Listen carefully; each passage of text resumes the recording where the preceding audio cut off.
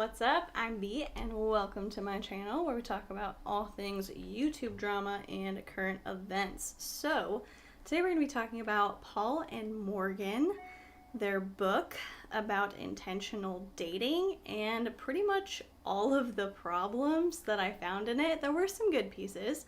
We'll definitely go over those. I will give credit where it is due, but a lot of it is going to be pretty rough. So, as always, we're going to let people have just a few minutes to get in here, say hi, say what's up, and then we will get started. I'm going to go ahead and share this on Twitter so that way anybody who missed my tweet earlier can join us and have a little fun. Hi, Caitlin. Hi, Bridget. Hi. Oh, Caitlin said, I'm so happy I made it. I'm happy you made it, too.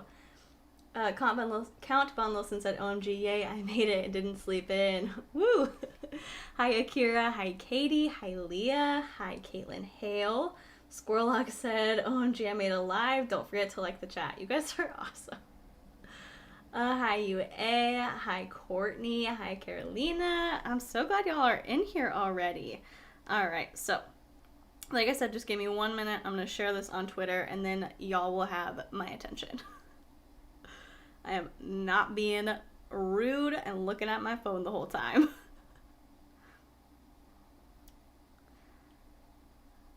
One second. Join the live. Alright. So, I've got Toodles McPhee in here. This is gonna be a lot. Oh, hi Chantel. You actually made a live. So excited. Carolee. Hi, you guys. Okay, so before I get into all of my disclaimers on the book, yada, yada, yada, let's go ahead, start it off with some positivity. Let's do a win for the week.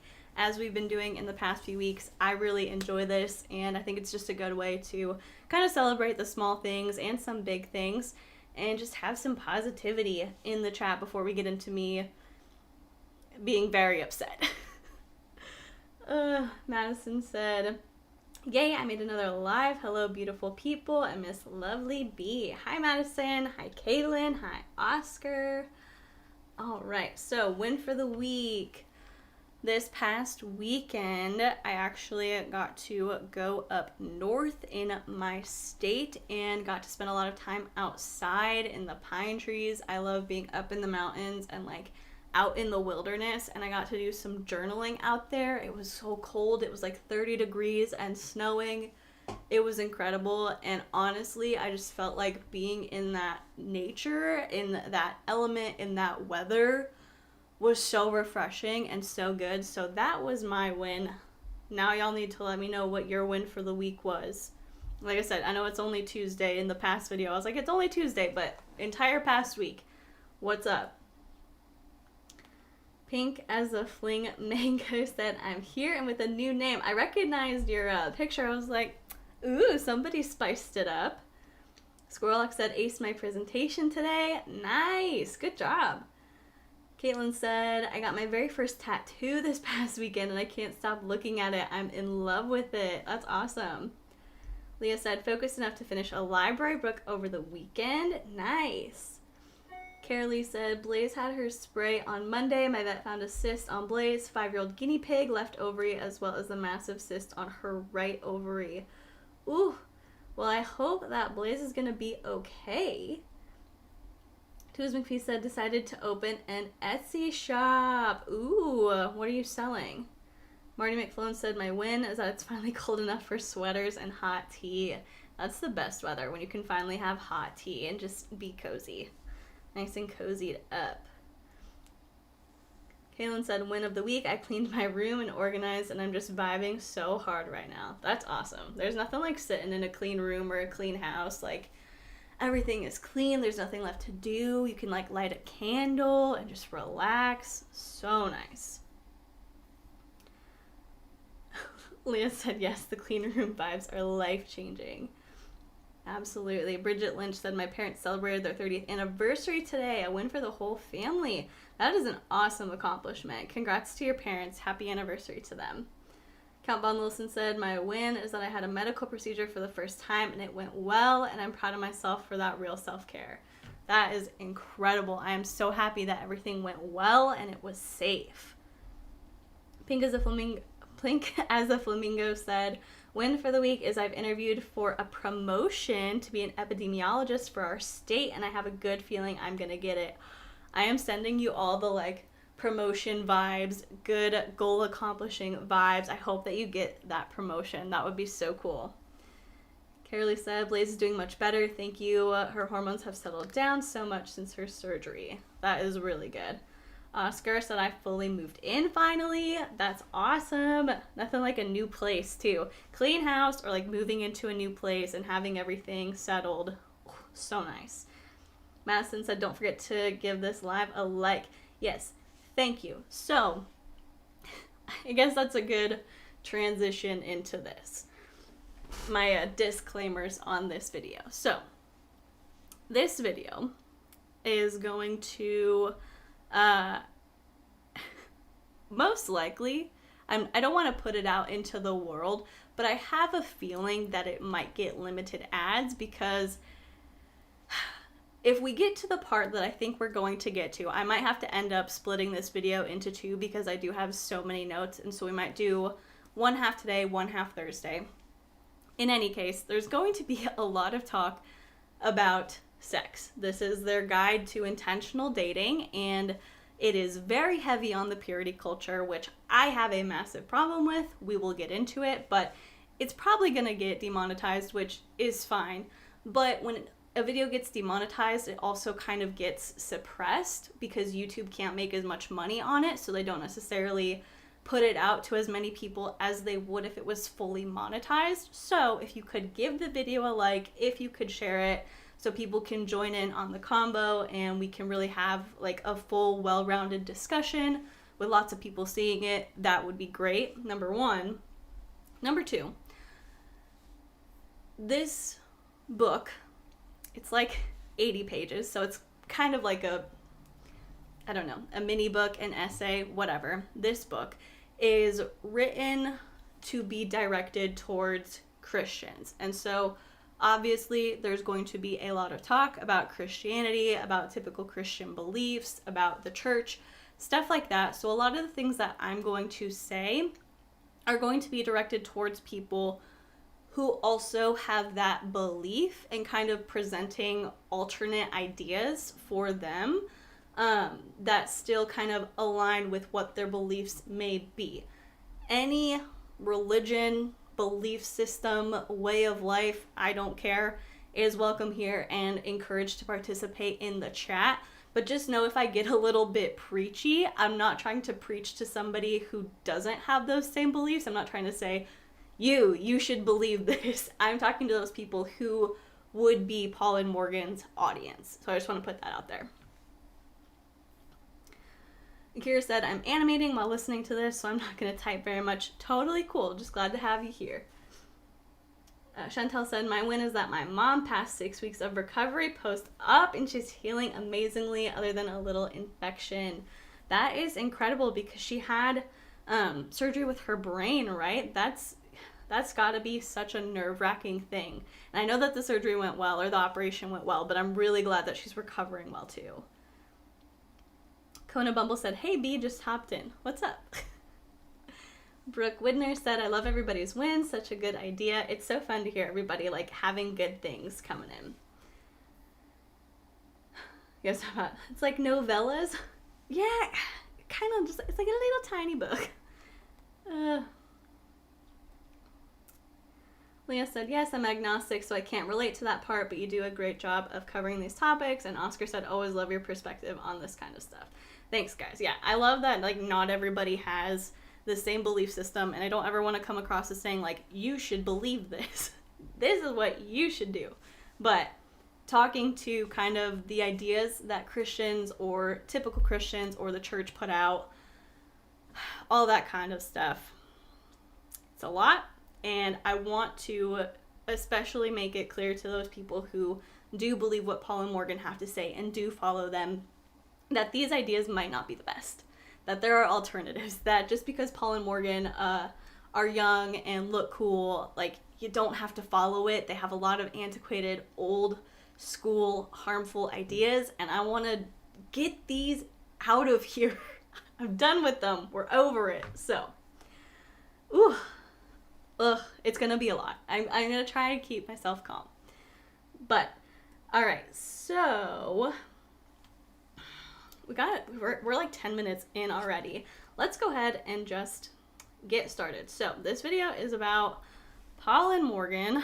If you haven't seen them, you don't know who they are. They are a married couple who make videos on Christianity and cultural topics. They currently have over 135,000 subscribers, and they have gone through kind of multiple phases of content. They started off with vlogging and like lifestyle stuff, and then moved to a lot of Christianity related things, dating especially, and different things within the faith. And now they've kind of moved on to focusing, in their words, on cultural and social issues from a Christian perspective to help you have hope and be free. And I do not vibe with their content very well. I don't watch a lot of their content for obvious reasons. I disagree with a lot of the things that they say. I've critiqued them in the past by reacting to one of their videos. We just don't get along. But they are putting out information for young Christians. They put out this dating guide for young Christians. And I think while we can agree on some things that they've put in that book or that they've put out there, it's still important to talk about the things that are bad and that are harmful, because they hurt people. Like, these ideas that they espouse hurt people, and they promote ideas that the church has held on to for a very long time that, in my opinion, do not align with what God would want. If you are new to my channel, hi, welcome. Thanks for joining us. I grew up in a Christian household. Both of my parents were pastors growing up. I still believe in God. I still, I don't want to say like practice my religion. I have a very personal relationship with the divine spirit, but I have a lot of problems with churches and with organized religion in general. So I've got a lot of ideas, and we're going to go ahead and talk about them.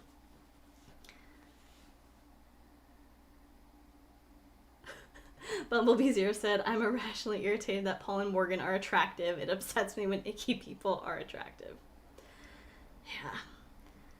Whew. Alright, so let's go ahead and open up the book, and I'm gonna say this. I am showing their book. I'm not going to read it word for word, but I have highlighted portions that I would like to discuss. I am using this for education and critique, so this is fair use. Just putting it out there. So I'm going to go ahead and move myself over, make myself a little bit teenier, and then we're going to take a look at their book so I can show you guys what's up. All right, you're not going to be able to read everything probably, especially if you're on a phone, but let's just go ahead and get into it. I'm going to come back to the chat every now and then, but because I get distracted by you guys and I like talking to you, I'm gonna try and keep it limited. Let me actually pull this up on my phone because I can probably keep up with y'all's contents easier. There we go. So if anything happens, if anything goes rogue in the chat, one of my mods just go ahead and at me, like B Haney, and it'll show up as yellow for me so I can direct my attention to it.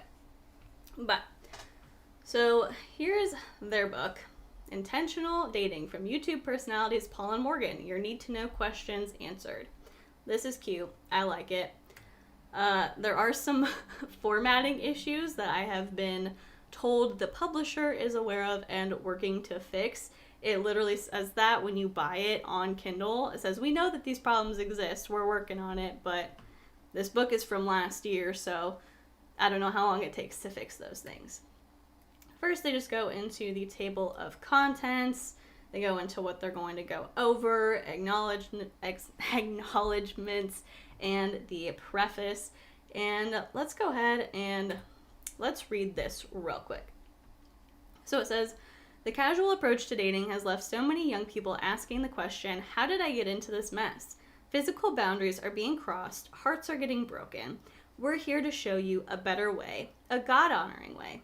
In this nifty handbook, we're answering the 25 questions we think are the most important for you to have true dating success.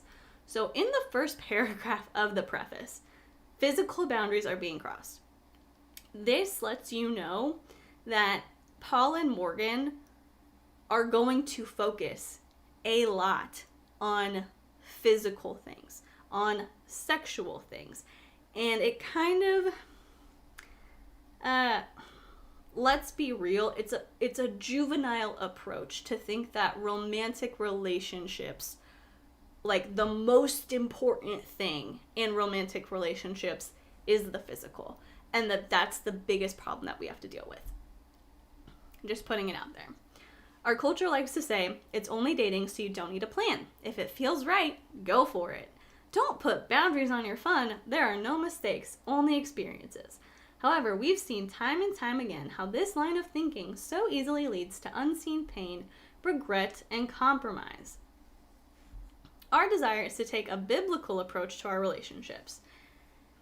We're going to talk about context a little bit later, so I'm going to try not to be snarky. Let me take a step back. Paul and Morgan very often talk about how people should do the research for themselves, how they should look into things, how they should get the context. But in a lot of things that I have seen that they have put out, in my opinion, they haven't done as much digging into the context as they should, and they speak with this authority that I don't know if they have. You know, everyone has their own beliefs, everyone has their own opinions on Christianity, on their religion, on what it means to have a richly developed faith in God. But I often feel like their understanding of faith, or of the faith that they claim to have, is underdeveloped. I think that it's not their own. I don't know how much actual digging and soul searching and critical thinking they have given to a lot of the ideas that they put out. I think they've heard these things growing up in the church and growing up in households. From what I understand, both of their parents are Christians. And so they've heard these things growing up, but they've never really sat down and said, do I believe that this is true? Does the Bible say that this is true? Is God telling me that this is true? Is like the divine spirit telling me that this is right? Or am I just taking it because it's what I've heard? In any case, they go on to say we are called to live with wisdom and purity and to honor God in all we do. The Apostle Paul even tells us to flee sexual immorality, which we will get to because I have a note about it. We've seen too many well-meaning Christians compromise their purity because they did not have a plan and stick to it. We believe this book will bring you valuable insight as you look to navigating dating in a God-honoring way. While we want the very best for you, we strongly encourage you to let God's word be the ultimate teacher and authority for your love lives and everything else you do. So they go by these questions. That's why it's like not necessarily a book, because they're just answering these questions in order. And the first one is, am I ready to start dating? Now, right off the bat, in the preface, I disagreed with a lot, and as we're going to see through here, I have pink highlights for things that I disagree with. I have orange highlights for stuff that I'm just like, what is this? I have blue for things that I think are decent or good, and I have yellow for stuff that I'm indifferent about. So that's just kind of a guide. But, they're talking about, this is for the ultimate purpose of finding a spouse. So why get into a dating relationship when you can't imagine yourself getting married for 5 more years? Seriously, though, where is that going to lead? And the reason I disagree with this is because in the Christian church, I will speak from my experience being in a non-denominational Christian church, but I know that it happens in a lot of other churches as well. There's a very there's a laser focus on purity and romantic relationships and dating. And in many cases, people are encouraged to limit their dating experiences, to kind of suppress those emotions, push things down, and not to date for fun, but to date with a purpose. I remember being like pushed to read this book in high school called I Kissed Dating Goodbye. And I was like, no, thank you. Because it was very much kind of shaming the idea of dating or any sort of physical relationship before marriage, which is ridiculous to me because I think that limited dating experience leads to either unfulfilled marriages or, even further, abuse. When you are young, because Paul and Morgan's main demographic is between 13 and 24 years old, I'm going to take a guess and say that it's people who are a little bit younger.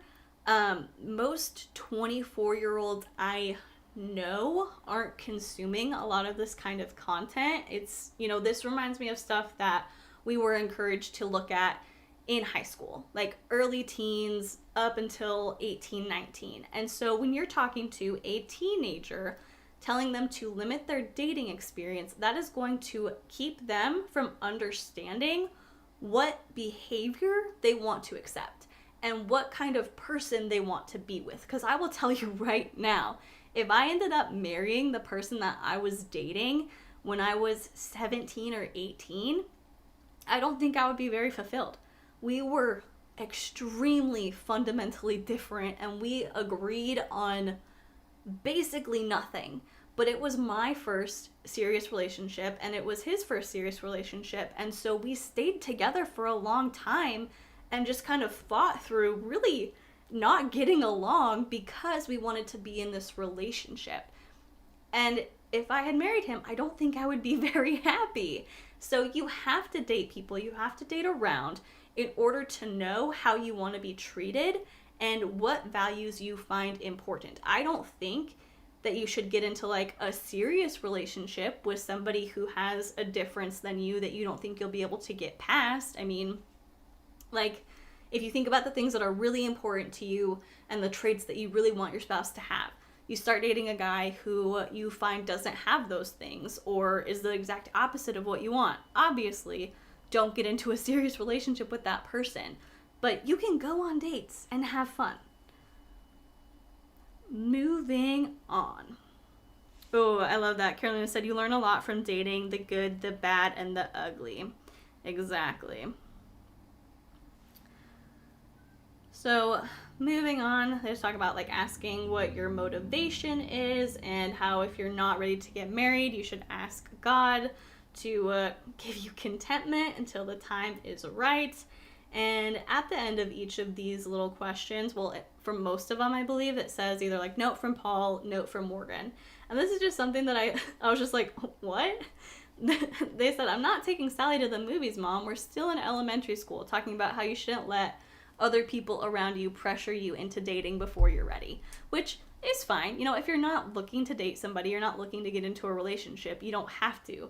But the fact that they talk about, we're still in elementary school and make kind of a joke out of it kind of shows me that this is a very juvenile piece of work. I don't think there's much depth to this, which I don't want to be mean.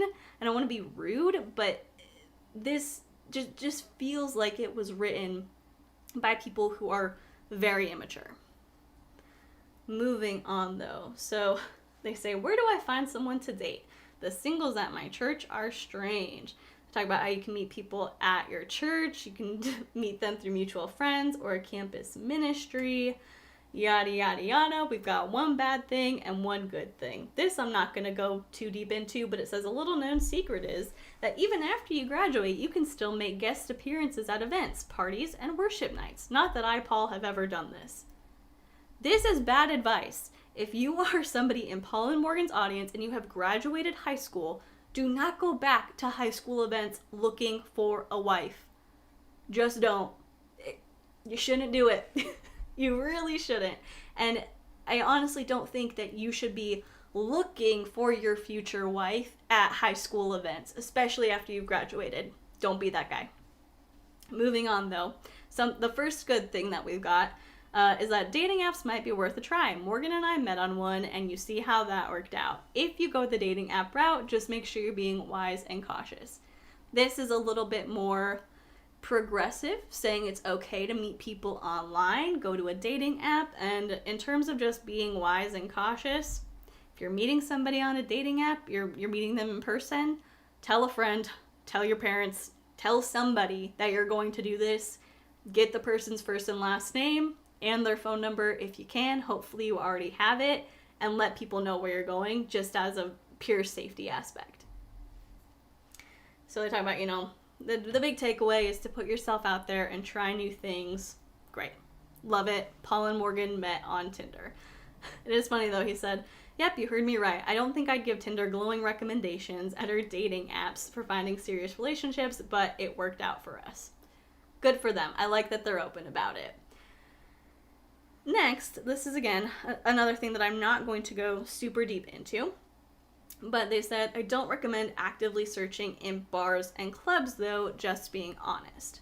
Now, I think most people know that you don't necessarily go to bars or clubs to find a serious relationship. You go to have fun. You go to have a few drinks and get your dance on. In my experience, most people, especially in the church, aren't doing this. So I think this is an example of maybe not having the best idea of who their core audience is and being able to speak to them effectively, because there are a few examples throughout this that show me that they're not necessarily directing it towards the people in their demographic. It seems like it's going to a bit of a wider audience than that, but there's a danger in trying to speak to a wider audience without a ton of context, which this lacks. So I've been talking for a while. I'm going to go ahead and see what y'all are saying.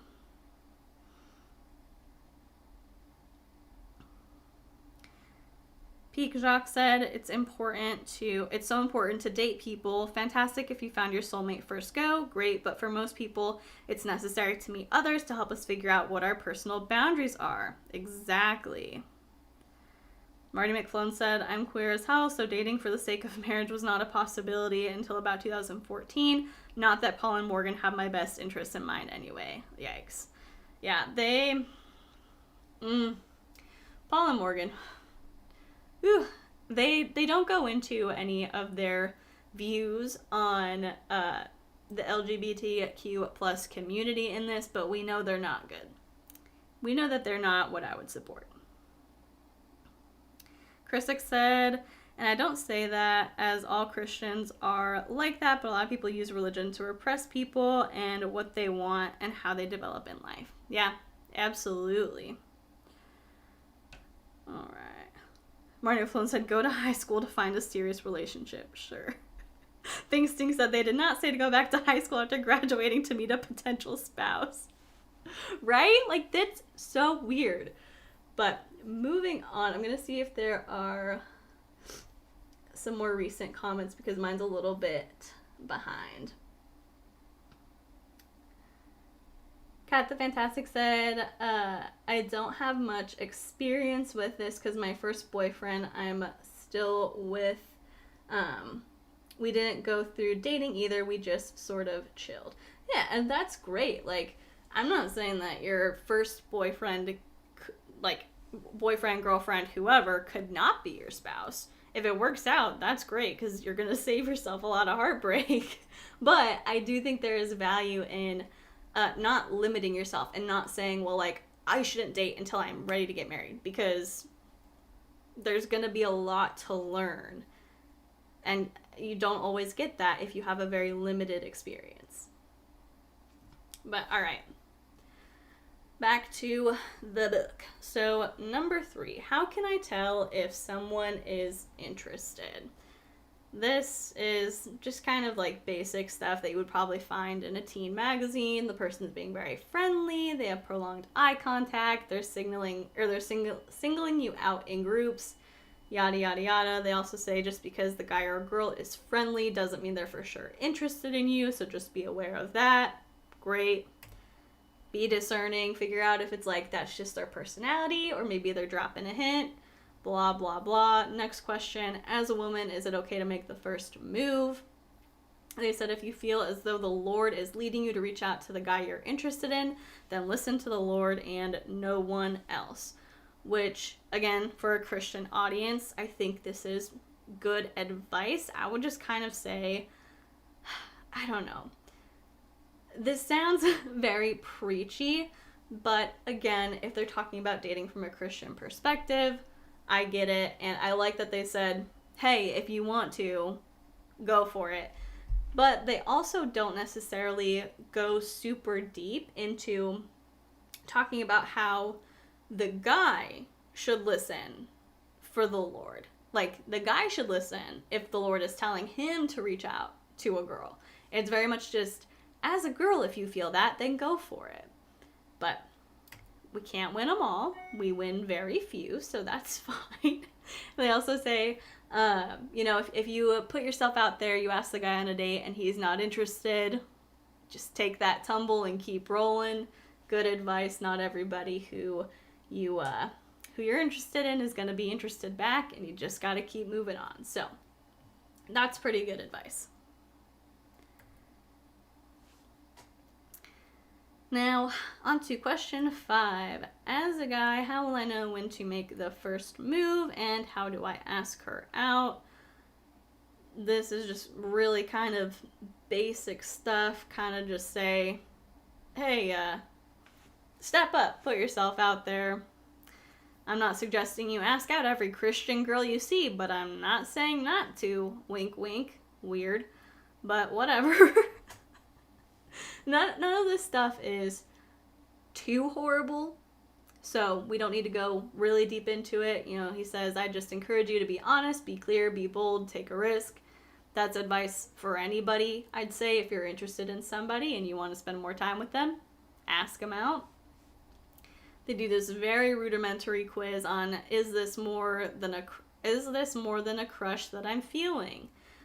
Very basic answers to this, but again, if it's a teenager looking at this, maybe this would be helpful. How often do you talk to him or her? We talk all day and all night, in person and on the phone. B, we talk when we bump into each other. C, talk, no, she doesn't know I exist. So for me, in my mid-20s looking at this, I think it's very basic, but I'm not above saying that maybe it could be helpful to somebody. This isn't anything harmful to look at, so can't critique it too much. Moving on. Can opposites attract and work long term? They talk about how if you guys have kind of your core values in common and you have a lot of the same goals and how you want to live your life, we think it can work out. That's fine. I think that as hard as it may be to kind of figure out, there are just certain things that if the person that you're interested in, if they don't share that ideal or that value, it is going to be very hard to make it work. It can. I know people who are super opposite, religions or political affiliations, and they are so different, but they love each other and they make it work. For some people, that's great. For some people, they would want to be with somebody more aligned with what they believe in. I think either one is fine, whatever works for you. And so I think this is fine that they said, if you have these kind of core values, it can work. It's not advice for everybody, but it's fine. And then they also said, with being opposites, it's all about being willing to compromise, being willing to work on things, and being willing to learn how to complement one another's personalities rather than combat one another. And I think that this is really great advice for people who are really similar and people who are really different. Every relationship, friendship,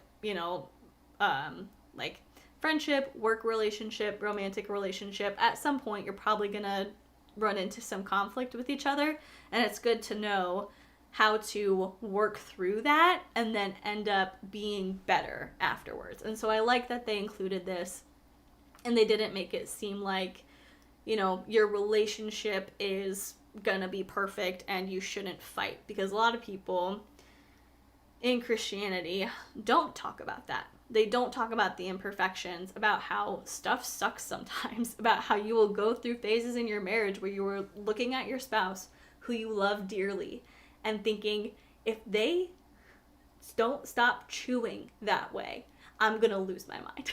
And then you go through phases where you just love everything about them. It's not always going to be the best. Sometimes things are going to be bad, but it's okay. And you got to work through them. So, moving on to question 7. What are some date ideas for new relationships?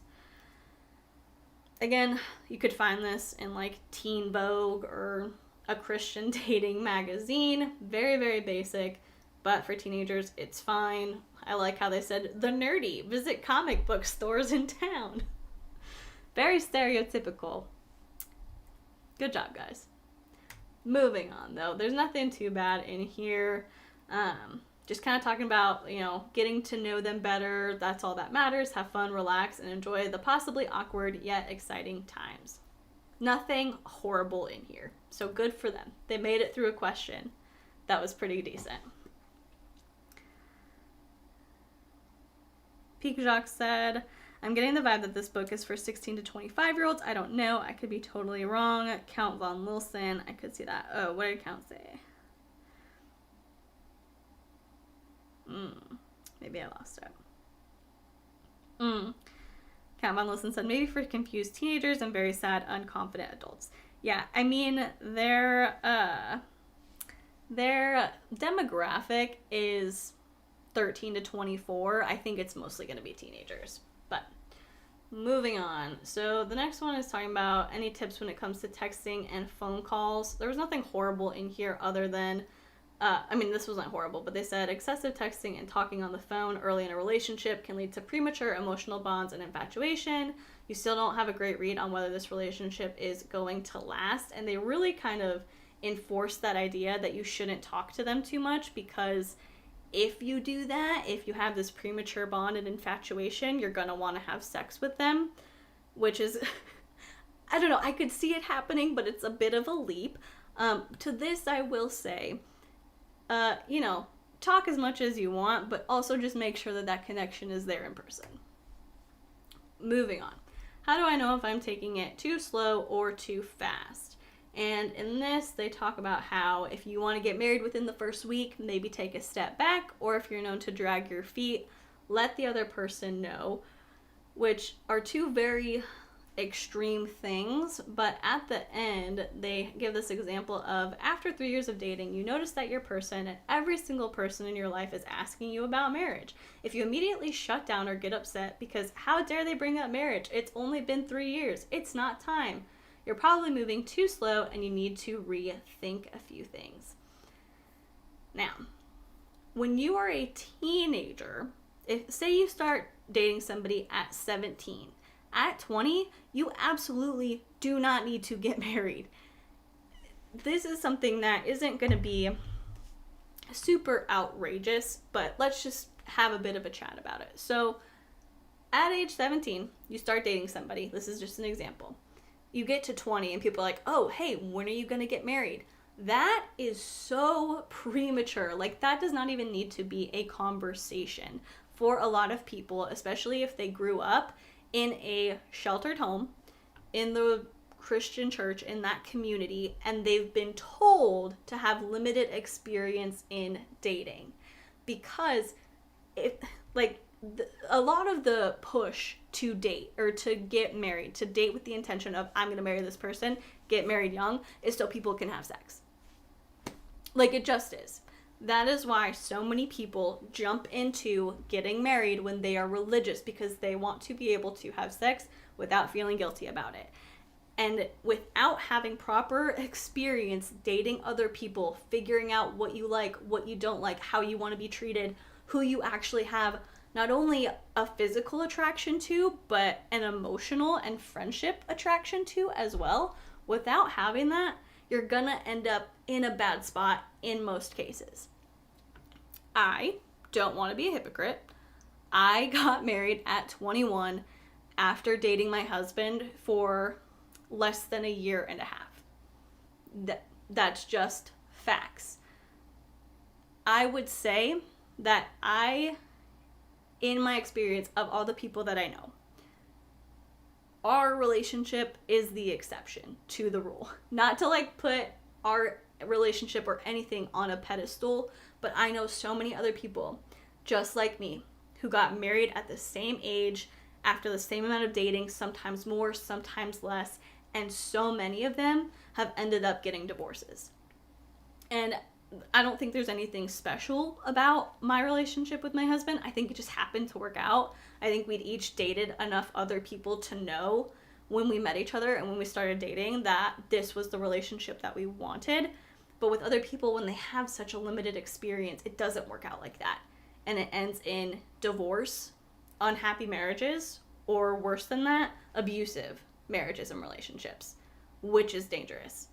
You don't need to get married super quick. You still learn new things about people years into knowing them, and you handle it when it comes up, but don't feel rushed. Absolutely, do not feel rushed. Moving on, this is the part where I am not going to be happy. So let me get down to my notes on it.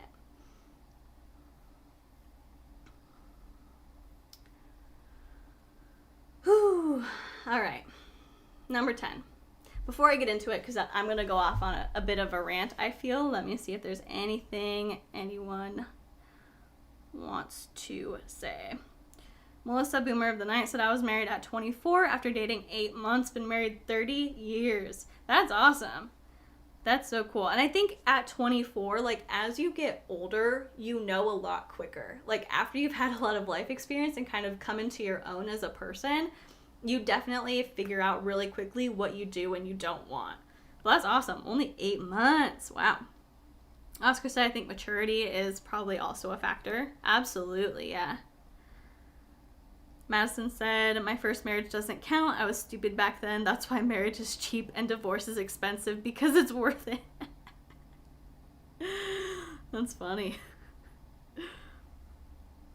Emma said, is it really saving yourself for marriage when you're getting married first chance you get in order to have sex? Purity culture is toxic.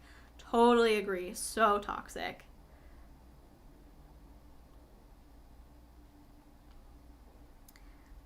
I'm going all the way back up to y'all.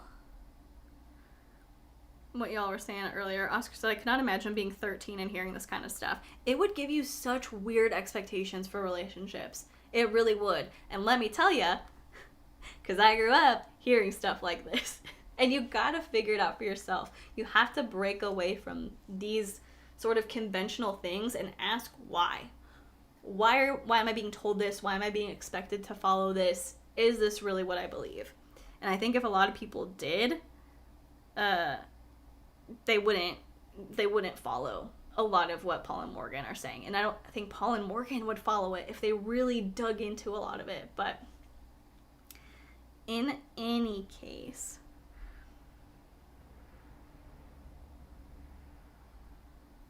ooh, I love what Anna said.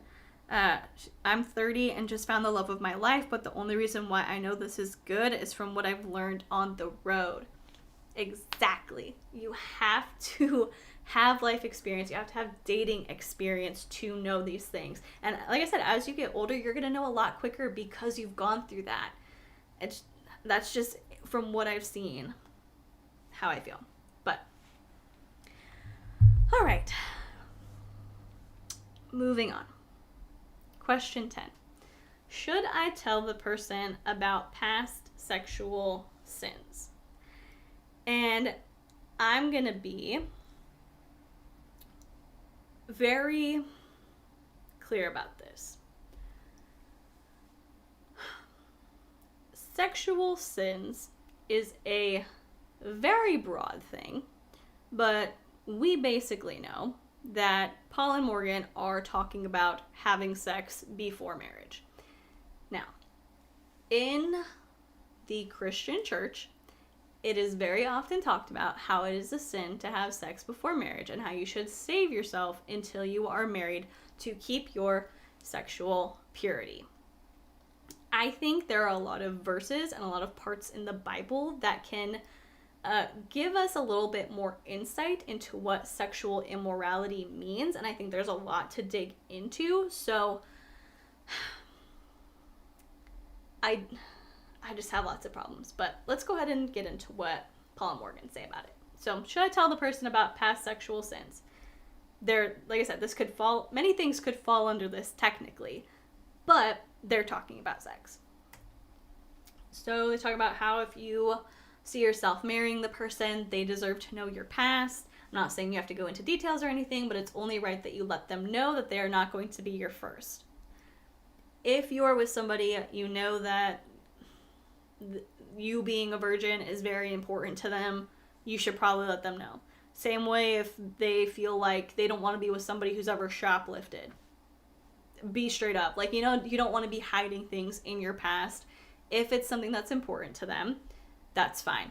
Oh, what I meant to say earlier, what I forgot to say earlier before we started is I think people can believe whatever they want to believe if it is very important to them to stay a virgin or to not have sex before they get married. I'm not going to say that it's wrong or it's bad. I think if you are doing it for the right reasons and with a well-developed thought and understanding of the concept, that is totally fine. But we see in saving yourself for marriage this toxic purity culture that I really do have a problem with. In any case, they say, yes, you should tell this person, but also it's not the end of the world. If you did this and it's a mistake and you want to move forward, you absolutely can. Just be honest with the other person, yada, yada, yada. And then next question is, how do I accept his or her past? Morgan talks about how she was dating a guy at 17 who wasn't a virgin, and when he told her, she was kind of taken off guard, but was like, hey, not my deal. If you've talked to God about it, that's fine. Then a few years later, she's on the opposite end of the conversation because she lost her virginity. I hate that phrase. She had sex with somebody before she met Paul, and so she had to tell Paul that she had sex with somebody, and they worked past it. And overall, if you align with this belief of I'm going to stay a virgin until I am married, this is okay. This is not the greatest, but overall it's like, all right, if you hold this belief, you think this is a sin, if you commit this sin, it's okay. It's not the end of the world. You can move forward. Love it. Great. And I thought that overall we were going to be okay. Then we get to, I'm like sitting on my foot, hold on. Then we get to, though we are called to forgive the past sins of others, it can be difficult for certain individuals who have been saving themselves to get over the news that someone has compromised their sexual purity.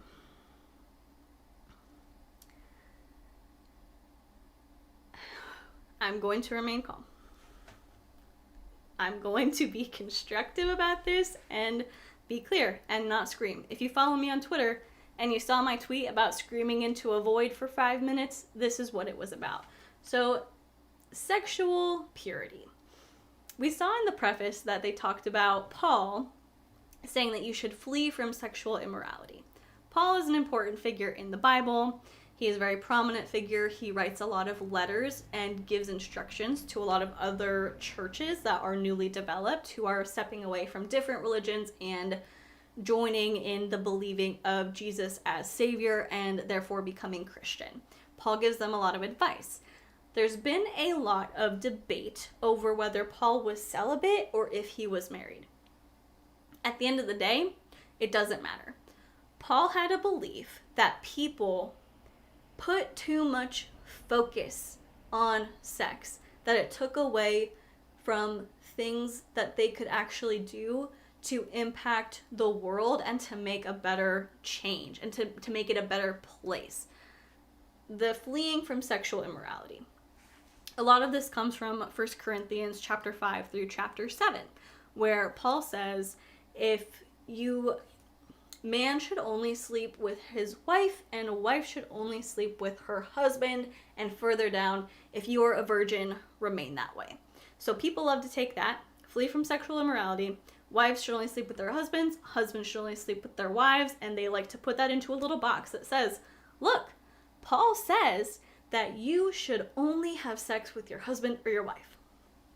Fair enough. Technically, that is what Paul said. But do we want to know why he said it?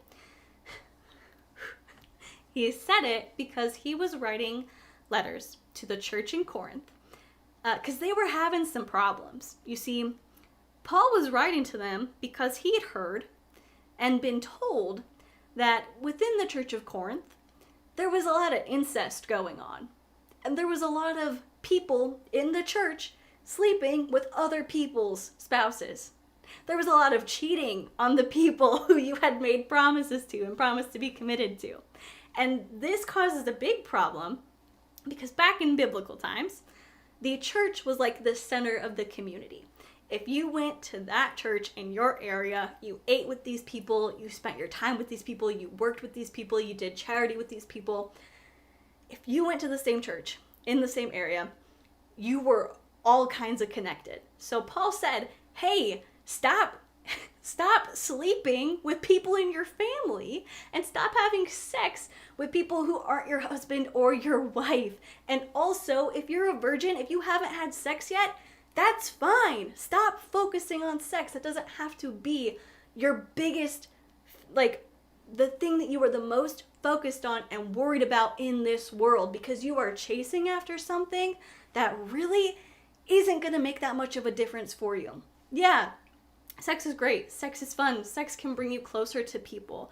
If you're like a spiritual person, you're going to think that your soul, your spirit is in everything you do. And so ideally, in my case, like you would want to have those intimate relationships with somebody who you feel connected with and who is going to, you don't want to just like have sex with anybody, but like you wouldn't want to just go rob a liquor store. You wouldn't want to just lie. You would want to do things that are going to be good for your soul and your spirit, etc.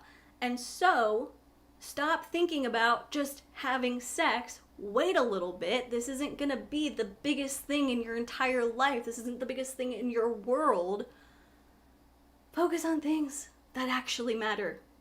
And so when they talk about sexual purity, it bothers me because one, the context of fleeing from immorality, they don't go into the context. They don't explain that. They don't go in depth into that.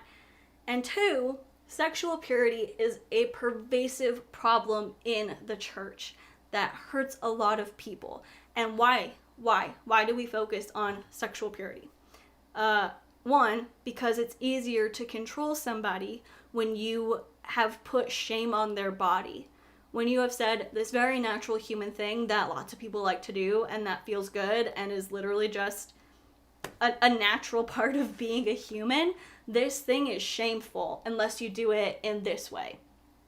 Every time that person who hears that and believes it thinks that somebody is attractive, thinks that, ooh, I would like to kiss that person.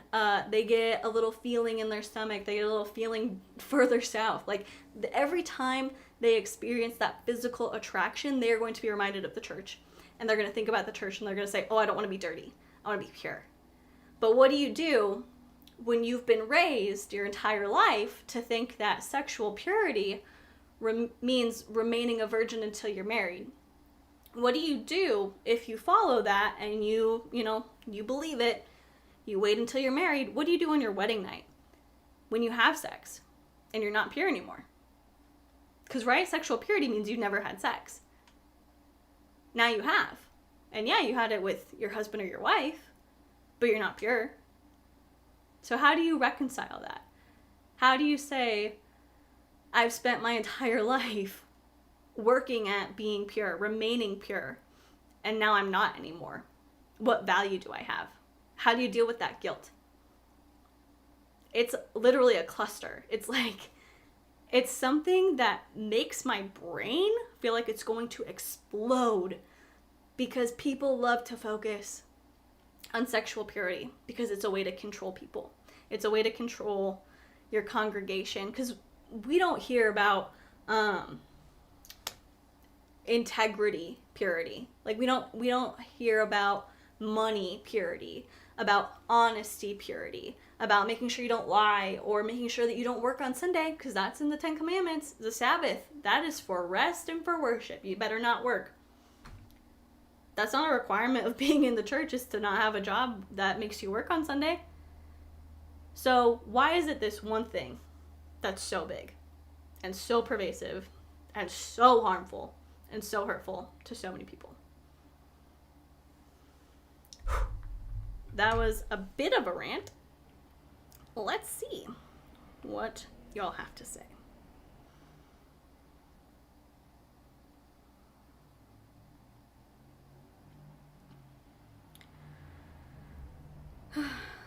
Peak Jock said sexual repression / the fear of sex really only creates what they fear. It's a shame.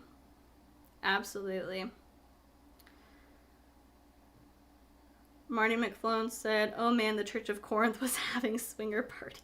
They were going in everybody's bed, in everybody's bedroom, sleeping with their parents. Like, this is what biblical context tells us.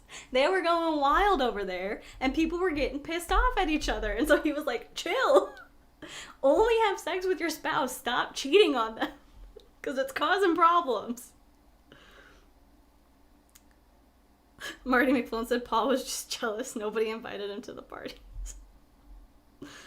Tooz McPhee said, I love Bible study with B. Oscar said, same Count Von Listen. It's very interesting to hear this from somebody who knows about the Bible. Whew. It's, yeah. I don't like when people talk about these things without looking into the full context. Here's like a tidbit, fun Bible trivia. There are over 450 interpretations, like, into English of the Bible. 450 English translations of the Bible. Do you think that context and, like, do you think that was upheld, that context was upheld in each and every single one of those translations? You can't just pick up a verse and say, oh, this is what it is. This is what it is, because we talk. Woo, we'll get to it. I was going to bring up an example, but we'll get to it. You have to look at the historical context of stuff, otherwise you end up with crap like this. Ooh, and it bugs me coming from Christians too. And obviously, stuff like this isn't going to come from people who, like, aren't religious. But it especially bugs me. Like, I know it'll come from other religions sometimes too, but especially Christians. Because I'm like, I'm part of this. We're supposed to believe in the same thing, but we are so incredibly different. And you are giving out information that is repressing people and hurting people. And you're shaming them. And that's not what God says. Like, that is not what Jesus, if you are Christian and you believe in Jesus, that's not what Jesus would do. Jesus didn't like keeping people on these tight little leashes and shaming them for everything that they did wrong. So why are you doing it? I'm so confused. Anyway, moving on. Seeing y'all's comments. Rachel said, purity is used to control young women, in my opinion. Absolutely. It is especially focused towards young women. So much. Let's talk about how I didn't have to, but I was heavily pressured into signing a purity contract in 7th grade. Let's talk about that. Let's talk about talking to a 12-year-old about her sex life, about how, oh, you should sign this. You should do this because God wants you to. Why are you talking to me about this? And it's weird. It's weird. Like, I'll be real. I think that the youth pastor who encouraged this, I hope that they had good intentions. I know that they're a nice person. But why? Why are you talking to 7th graders about this? It's weird.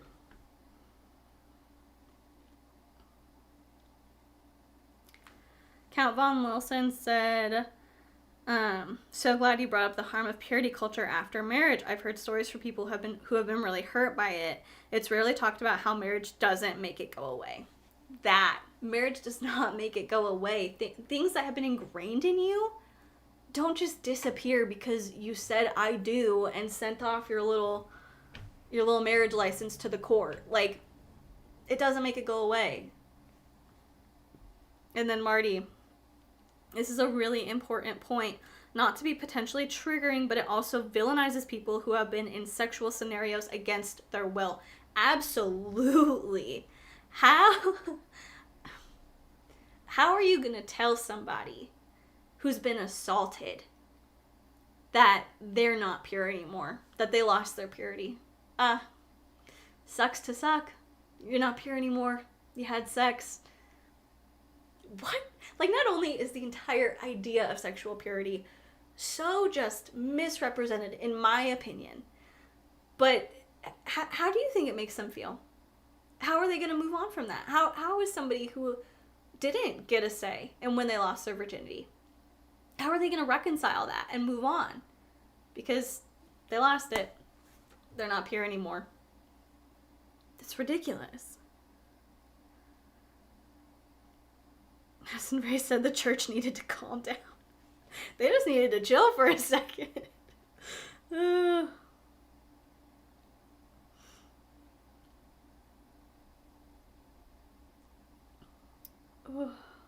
McFlone said a purity contract. Yep, had to sign it. Had to sign a purity contract, and I got a little ring about it. I don't even remember what the ring said or what it looked like, but I knew that I lost it pretty quickly after. Not that, like, I lost it at 12, but I lost, like, the actual ring. I, like, took it off in the shower, and I threw it over the shower wall, and I never could find it again. I was like, whoop, sorry. My bad.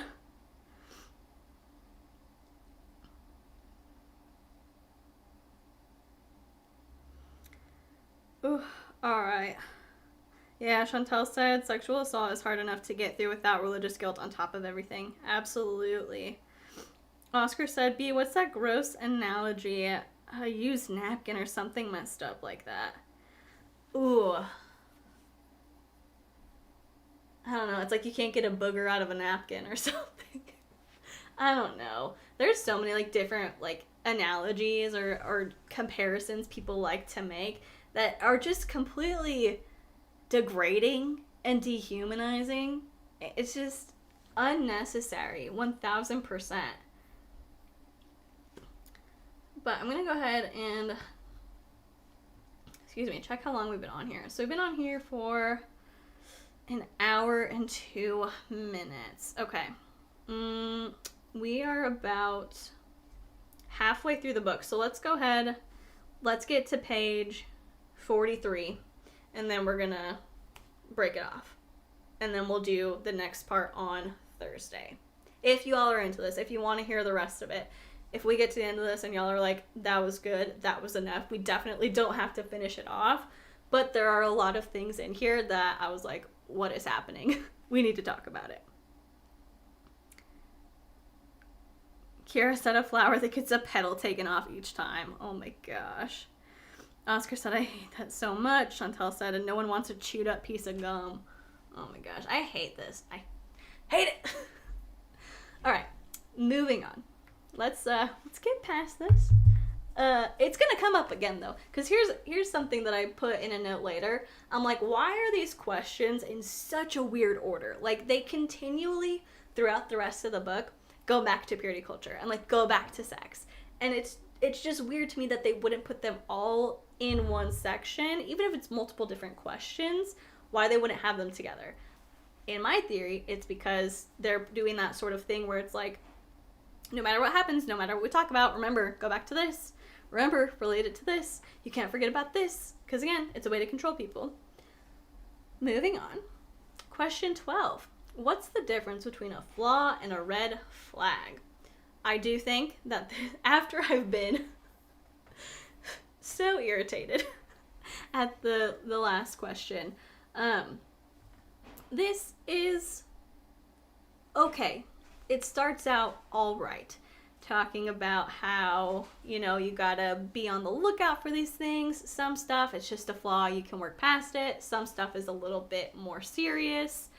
It's one thing to start seeing a person's flaws, because when you first start dating, you're gonna gloss over those things. You're gonna say, well, they're so cute, or they're so sweet, or they're nice to me, so it's all right. But as time goes on, you might see those things that do start to irritate you. It's important to know if it's a flaw or a red flag. And then we get down to the part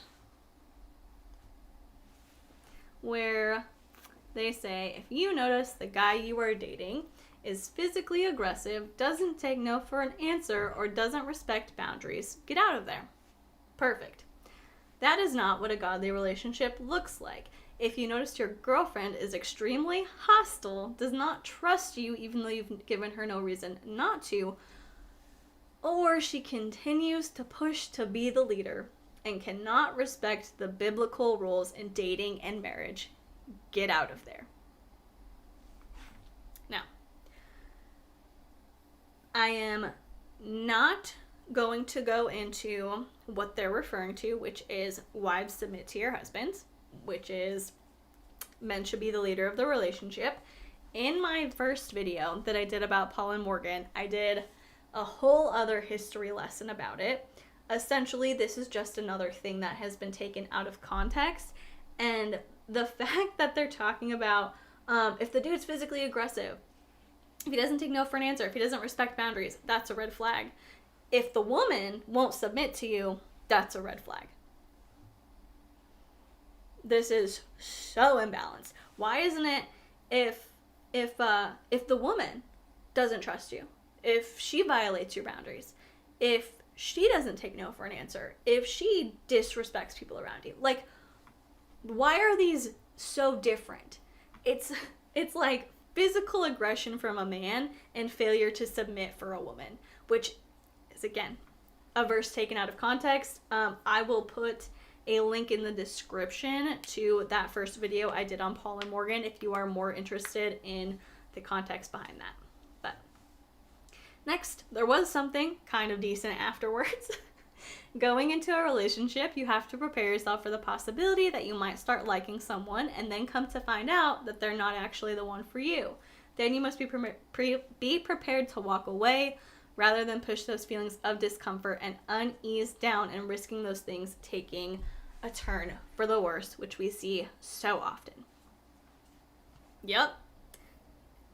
Great. Yes. When you were young, breakups literally seem like the end of the world, so it's okay to break up with people. You don't have to continue dating the person that you are currently dating just because you're currently dating them.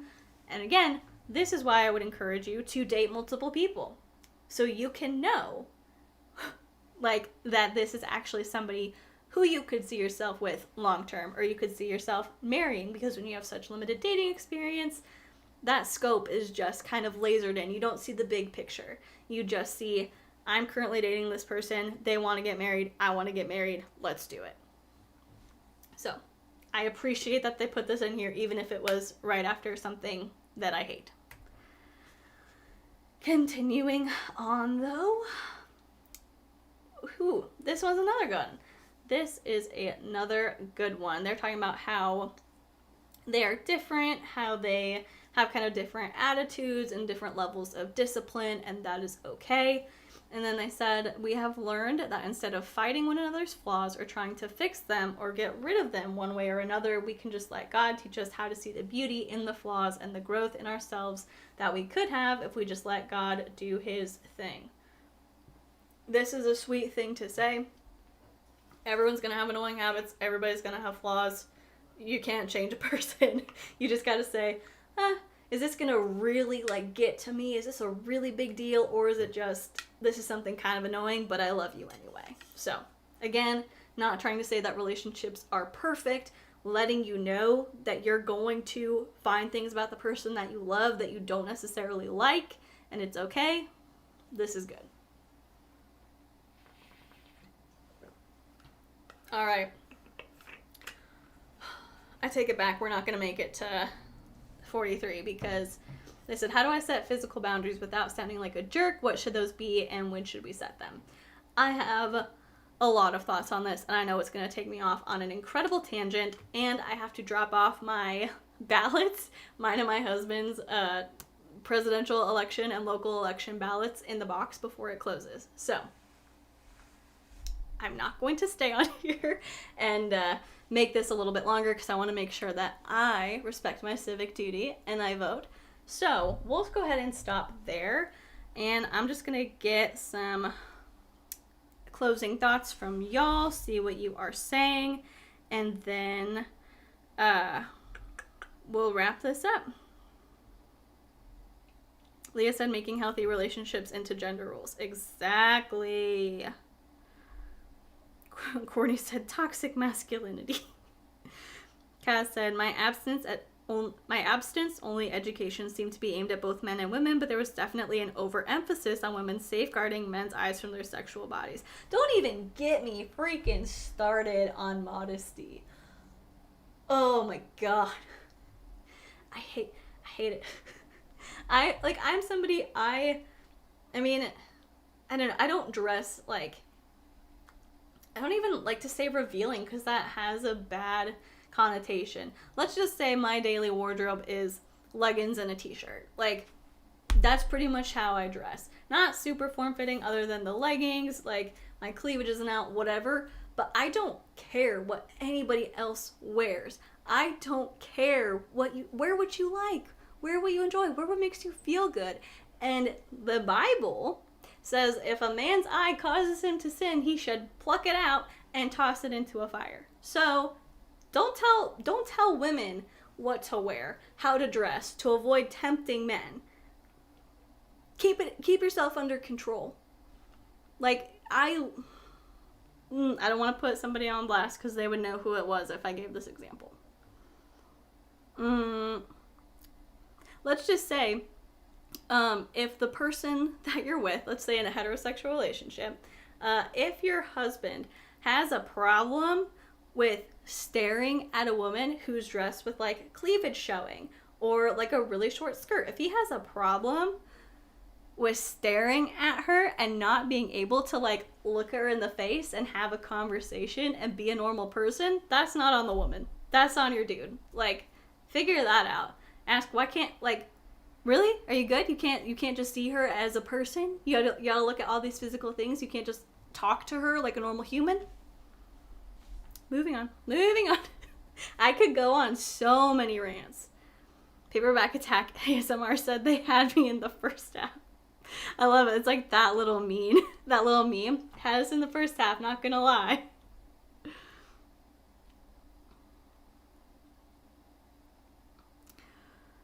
Ooh. Yeah.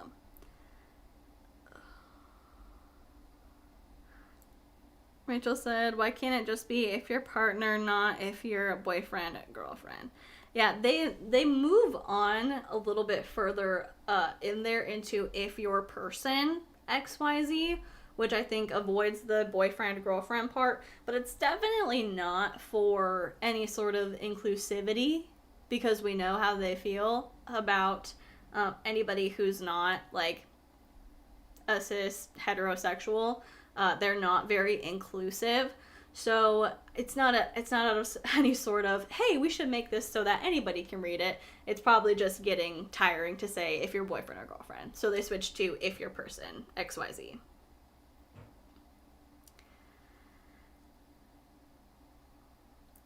Madison Rice said, this book is a red flag. Oscar said, Rachel, I agree. The binary language is unnecessary. Yeah. Nick and Steph Roddy said, we can all change. Absolutely.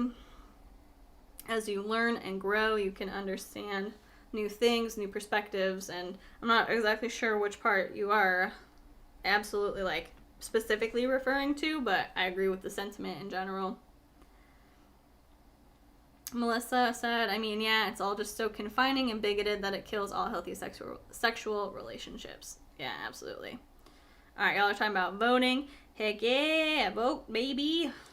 We're both on the permanent early voter list, so we got them a while ago, but the one closest to our house, like the ballot drop box, the official one, wasn't open until Sunday. So, gonna go drop it off tonight. Cass said, gouge those eyes out, dude. Martin McFlone said, being comfortable with ourselves and our bodies is what's truly sexy. Absolutely. Cass said that quote from Jesus was straight savage. He said straight up, control yourself. Figure yourself out. Why are you relying on other people to keep you in check? Are you not grown? Are you not an adult? Kira said, people really do get so offended by the female body, huh? Right? Like people who have a problem with women breastfeeding. I'm sorry. Is it offensive to feed a child? Like, it's ridiculous.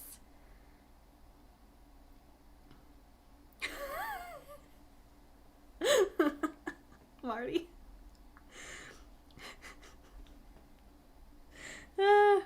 Marty said, non-binary people do not exist to Paul and Morgan, much like I assume dinosaur fossils or the female orgasm.